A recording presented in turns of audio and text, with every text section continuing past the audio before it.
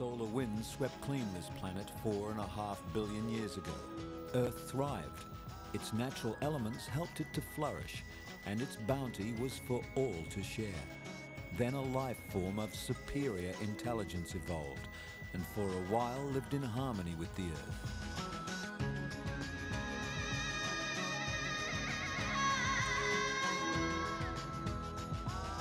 But paradise has been put into jeopardy. The motives are irrelevant. The consequences, severe.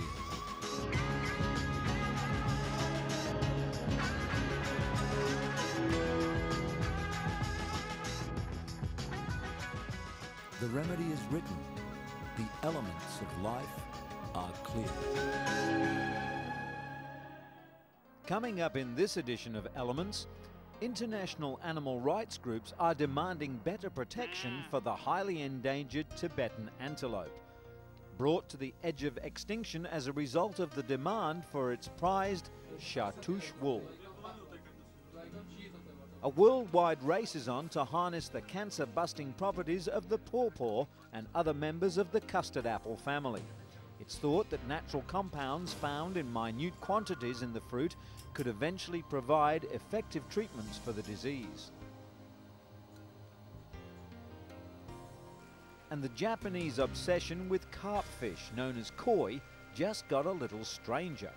Locals are paying large sums of money in order to rent space in special fish hotels in Singapore to ensure their prized pets are comfortable.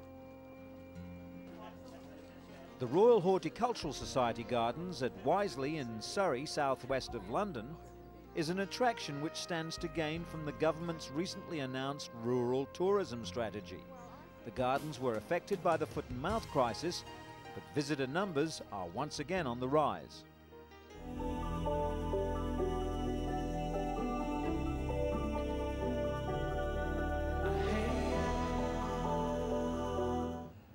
But first, researchers at Cambridge University have built one of the most fuel-efficient cars in the world. Designer Rick Balsod gave the vehicle an aerodynamic shape, placed the wheels well outside the body, and used aluminium composite materials similar to those used in the aircraft industry. It weighs just 50 kilograms. The engine is purpose-built. It's heated up to 90 degrees centigrade before it hits the road, and has no cooling fins, which allows it to retain the heat. And unlike motorbike engines, which tend to rev very high, this one will rev at around just 2,500 revolutions per minute maximum. Throughout the year, the car is used for educational purposes. 11-year-old driver Mark Chapman is already an expert when it comes to conserving fuel. Mark hits 20 miles an hour, cuts off the engine and coasts along before starting her up again for another burst. By being part of the team, he's also learned a great deal about mechanics and the workings of an engine.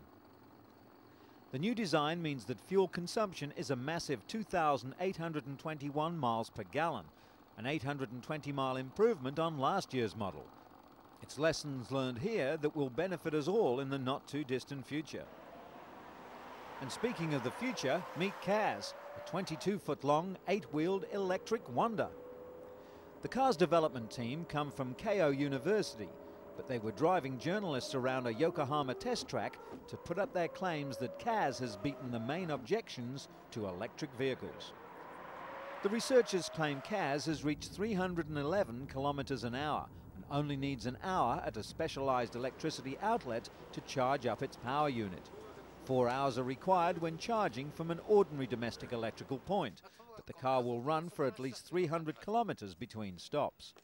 This was the first official viewing of the unusual vehicle since it was shown to the public at the 7th International Motor Show in Geneva in 2001. According to a Keio University press release, the Kaz project has taken over 3 years to complete at a cost of over 300 million yen, or $2.5 million US. Electric cars have a number of advantages over petrol-driven models. They don't produce filthy exhaust fumes and immediately produce power when switched on, so they're perfect for the start-stop driving conditions of modern motoring. Traditionally, their energy cells were heavy, expensive to produce and took up most of the luggage space. Electric cars have usually proved slow or incapable of carrying much more than 2 passengers. Kaz designers have gone a long way to improve that image, but are still working out how to bring the price down by the time the car hits the market in 2005.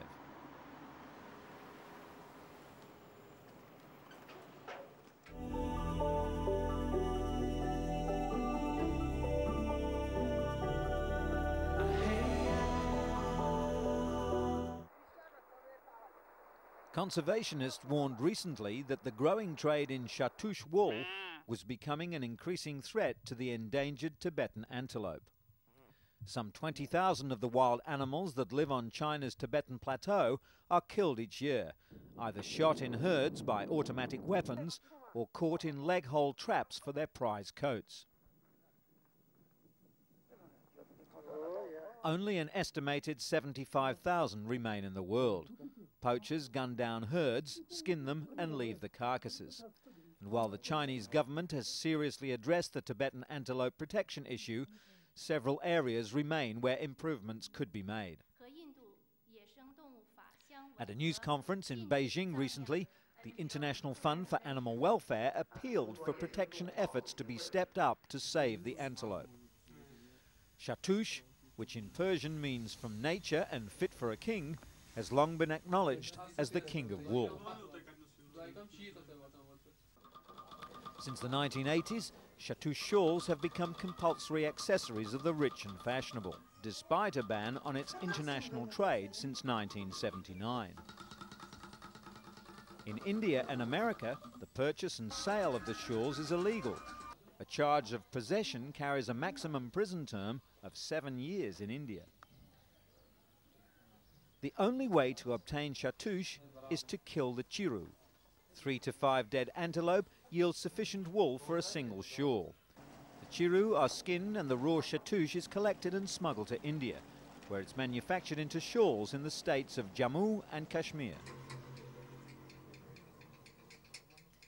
One shawl can cost as much as $15,000 US and is said to be so fine that it can be threaded through a wedding ring. Much of the blame for this illegal trade lies squarely with the high fashion world in the West. And speaking of endangered animals, a wildlife reserve which sprawls for almost 14,000 square kilometres and is named after the okapi was established in 1992 in order to protect the astonishing natural riches in its forest. With a population of about 30,000 animals, this is the last remaining natural habitat for the okapis in the world. For years, there's been a breeding station for captive okapis here at Epulu. They live in large shady enclosures fed by the local Bambuti pygmies.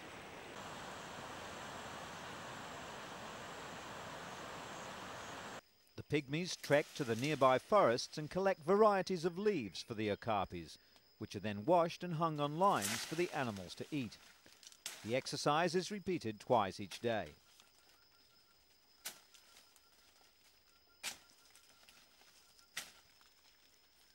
Like giraffes, okapis are browsers. Fortunately for them, the forest plants that they eat are soft and succulent rather than dry and thorny, so they don't need to have particularly tough lips and gums. They use their tongues to pull leaves into their mouths and will occasionally eat fruit from forest shrubs or lick bat droppings to give themselves a mineral supplement. According to park officials, before the Congo Wars began, the main problem in the park was elephant poaching for the ivory trade, but now there's an even bigger problem with the discovery of tantalite or coltan, a valuable mineral. Earlier this year, the park was invaded by thousands of illegal miners seeking their fortunes from the ground. To try to counter it, the park officials appealed to the rebel armies in the area to help protect the rare flora and fauna of the park. The rebels offered to train and arm rangers to patrol the park, but with less than 60 trained but ill-equipped guards to protect the massive area of the park reserve, there's still little that the Wildlife Authority in Epulu can do to prevent the poaching. And it's not only the soldiers poaching for bushmeat and ivory who were killing the animals. The coltan miners who flooded into the forest also needed to eat, adding to the guards' problems. Deep in the Okapi Wildlife Reserve, a guard on patrol searches a derelict house for signs of recent habitation. He's in an old mining camp in the forest looking for people illegally digging for coltan. The camp is empty, but earlier this year more than 500 miners worked here, panning frantically for coltan in the nearby forest streams. They cut down trees for houses, destroyed the streams, and tore off tree bark to sieve the coltan from the water. The trees without their bark are now slowly rotting and dying. Further on, the patrol finds a group of miners quietly at work. These are local peasant farmers, hoping for quick riches. Caught by the guards, their equipment is confiscated and they are led off to jail at the Wildlife Reserve headquarters.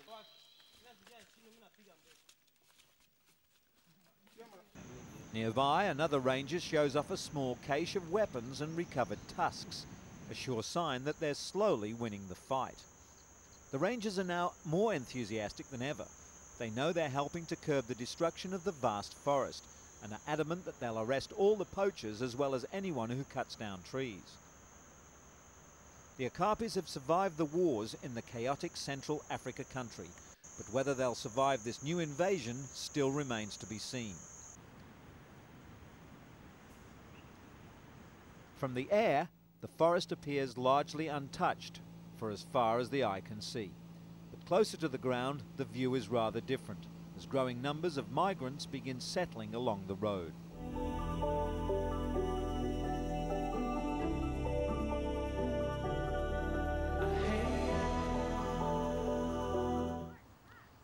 The sun was reluctant to show its face in London on European Melanoma Day. But skin experts were still warning of the strong link between sun exposure and skin cancer. They're keen to warn people to cover up and use sun creams, and especially to protect their children from the sun's harmful ultraviolet rays. In the UK, skin cancer is the most common form of cancer, affecting 100,000 people a year. The most dangerous type, melanoma, kills 2,000 Britons annually. Most skin cancers can be cured if caught early, so screening is crucial, especially monitoring any changes to the size and colour of skin moles. Moles that itch or bleed aren't usually a problem, although they can be. But it's the change of a mole that's important. If its growth pattern appears to alter, it must be checked and, if necessary, sampled so that pathologists can test it more thoroughly. People with black or brown skin run little risk, but for Caucasians, hats, t-shirts and sun creams are a must to avoid any long-term damage. In other medical news, scientists are looking to natural produce to find cures for sickness and disease. In the search for more effective treatments for cancer, interest is turning to the humble pawpaw. Scientists have found that the highly toxic compounds from the seeds, fruits and twigs of pawpaws and other members of the custard apple family are indeed effective in treating cancer cells. They're now trying to recreate these compounds in the laboratory. Here at Southampton University, scientists are studying the molecules of the pawpaw and building artificial replicas that are able to kill cancer cells, while at the same time reducing toxicity to normal healthy cells. While the dream is to find a drug that could be used to cure cancer, problems associated with toxicology are hampering efforts at the moment. Nevertheless, the scientists are nearing the completion of the first of these compounds, which will be ready in a few months. The promise of this pioneering work is that it will be effective against cancer cells that have become resistant to conventional chemotherapy. And while the scientists are quick to point out that it will be many years before the work could produce cures for the many different forms of cancer, they've already identified several people at the university who will soon test their new compounds. Ironically, the cure for cancer may have been at our local fruit shops all along. On a separate cancer-fighting front, researchers at the University of Wales College of Medicine in Cardiff have succeeded in mimicking the creation of a tumour in the laboratory for the first time. They carried out a breakthrough experiment by adding the mutant RAS gene to healthy human thyroid cells and watched as it caused a tumour to grow inside a test tube.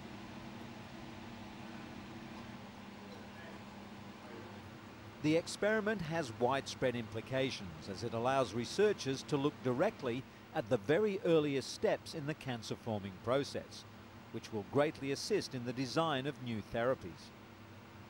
The RAS gene starts the process by turning on the signals which cause inappropriate cell multiplication.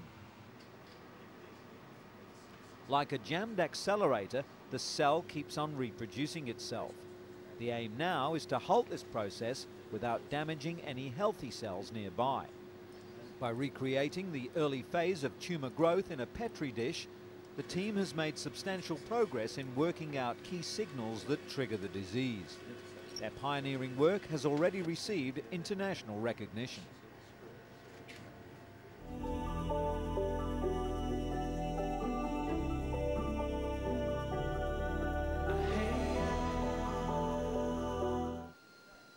Businessman Tony Lee goes to this hotel every other day, but he never stays.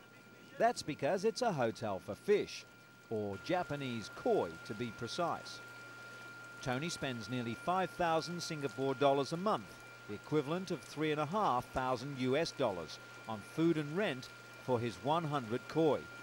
They're living the good life in total comfort at the Nippon Koi Hotel. Lee's own pond isn't big enough to keep them all together. They need more room to swim and exercise, but he won't get rid of them as they provide him with satisfaction and happiness whenever he visits the hotel. Tony Lee isn't alone in his preoccupations, and that's why the hotel is so popular. Many people love fish but can't house them because their homes are too small or their relatives don't share their interest. According to hotel manager Ah Sung, some guys rent space at this hotel to stop their wives from discovering how much money they spend on their unusual hobby. Nippon Koi Hotel has about 100 customers. All of them are male. The hotel has about 200 ponds in 3 different sizes, from small to huge. The latter are regarded as the presidential suites of the fish pond world. Each of them comes with a room or pond number, and koi lovers are encouraged to keep a record of their pet's shapes, colours and sizes. The Koi Hotel's standard ponds cost between $137 to $407 US a month. The high-end presidential investment ponds are for serious breeders who raise koi to sell at auction or enter into competitions. Some ponds are deeper than others. Koi breeders believe that the deeper the pond, the bigger the fish will grow, because in this hobby, size does matter. The hotel also provides hospital services for sick koi that are suffering from skin disease.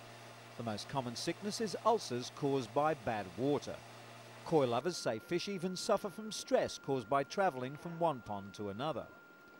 Often when a koi feels sick, it just stays in a corner of the pond and won't touch its food. A sick koi will keep well away from the group, so they're easy to spot. The hotel also caters to people who want to board their koi for short stays, when they go away on holidays or when they're moving house. Some owners even keep some fish at home and some at the hotel and rotate them every few months to give their fish a holiday too. The owner insists this hotel is not only for serious koi lovers and breeders. They encourage beginners to start collecting them to simply appreciate the beauty of the fish and the enjoyment that they can provide.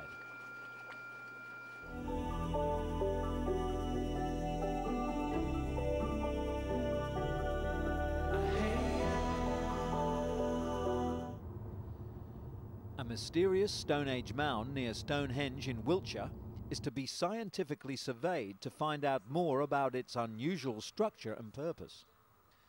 The monolithic mound has been an eye-catching sight in these parts ever since it was built around 2,500 years BC. Its 37-metre height and flat top led many people to believe it concealed an internal burial chamber similar to its contemporary pyramids. 3 major excavations in the last 3 centuries yielded no evidence of ancient funerals, and those diggings have left the Silbury Hill unstable. The entire structure began to slide in May of 2000, and before a repair and rescue plan could be implemented, a second collapse occurred in December.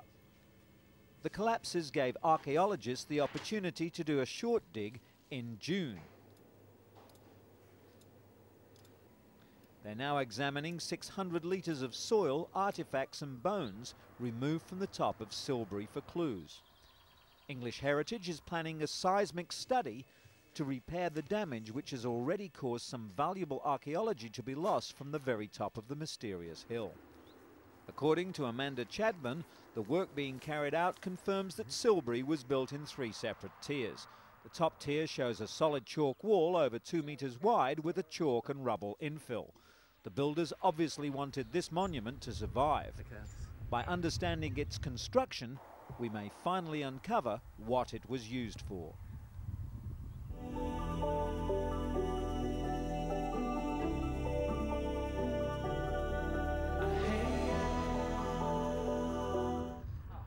It's attractions like this that's helped Britain's rural tourist industry grow by 25% over the last 5 years into an industry that's currently worth £12 billion a year.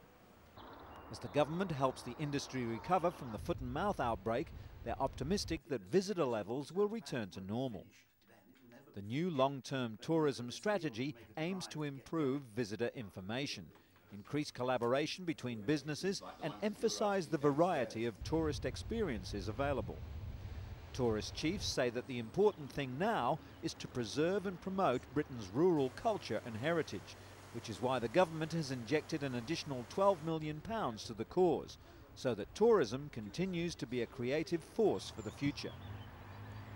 One landmark sure to benefit from the generous government grant is Wisley's Royal Horticultural Society Gardens. The gardens were first donated to the Royal Society in 1903 as an experimental plot. Today, its 200 acres contain the A to Z of horticulture, with something to please a wide range of visitors. While Wisley remained open throughout the crisis, it saw a 37% drop in visitor numbers. The marketing department has worked hard to entice visitors back, and things are steadily turning around. According to the curator, Wisley's gardens are probably the second largest, most diverse collection of plants anywhere in the world. There are alpines on a rock garden, fruit and vegetables, glasshouse plants and magnificent herbaceous borders. And while they attract international interest, it's the local strong affinity with the gardens that accounts for most of the return visits.